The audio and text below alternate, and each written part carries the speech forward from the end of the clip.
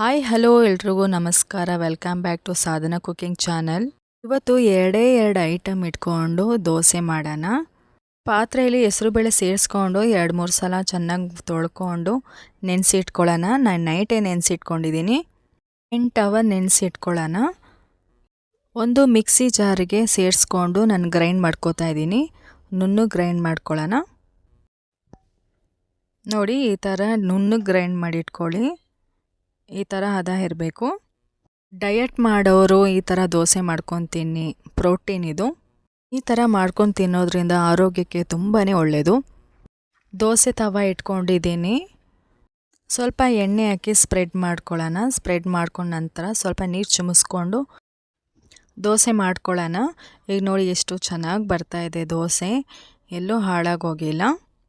ನಾನು ಇಲ್ಲಿ ಕ್ರಿಸ್ಪಿಯಾಗಿ ಬೇಕು ಅಂತ ನಾನು ದೋಸೆ ಕ್ರಿಸ್ಪಿಯಾಗಿ ಮಾಡ್ಕೊಂಡಿದ್ದೀನಿ. ನಿಮಗೆ ಬೇಕಾದರೆ ಮೆತ್ತಗಿರ್ಬೇಕು, ಸಾಫ್ಟಾಗಿ ಮಾಡ್ಕೋಬೇಕಂತ ಫಸ್ಟು ದೋಸೆ ತವ ಮೇಲೆ ನೀರು ಚಿಮಿಸ್ಕೊಂಡು ಆಮೇಲೆ ಎಣ್ಣೆ ಸ್ಪ್ರೆಡ್ ಮಾಡ್ಕೊಂಡು ದೋಸೆ ಹಾಕ್ಕೊಳ್ಳಿ. ಆವಾಗ ನಿಮಗೆ ಸಾಫ್ಟಾಗಿ ಬರುತ್ತೆ. ನಿಮಗೆ ಕ್ರಿಸ್ಪಿಯಾಗಿ ಬೇಕಂತ ಅಂದರೆ ಎಣ್ಣೆ ಸ್ಪ್ರೆಡ್ ಮಾಡಿಬಿಟ್ಟು ಆಮೇಲೆ ನೀರು ಚಿಮಿಸ್ಕೊಂಡು ದೋಸೆ ಮಾಡ್ಕೊಳ್ಳಿ, ತುಂಬ ಚೆನ್ನಾಗಿರುತ್ತೆ.